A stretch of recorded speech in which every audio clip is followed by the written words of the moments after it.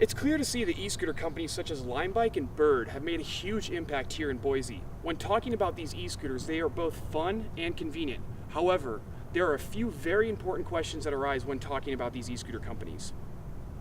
It comes to no surprise that riding these e-scooters is extraordinarily fun. However, they may also be a bit on the dangerous side. It is dangerous.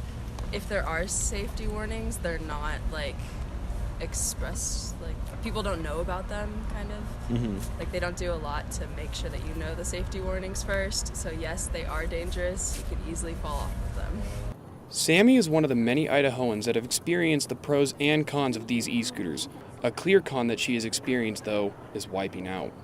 So I was riding one, and then there was a bump in the road, and then I lost control of it, and I slid out, and then I got cuts all over my legs, and it was a dangerous situation.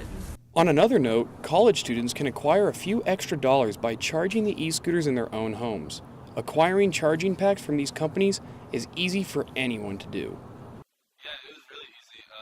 I just clicked the button on the app, and they filled out a couple things like my email, my phone number, and I got a text about 5 minutes later saying that this is going to be my primary contact with Bird, and that if I have any problems to communicate through this, and then got another email a couple minutes later saying that the chargers are on their way, and so just waiting for that now.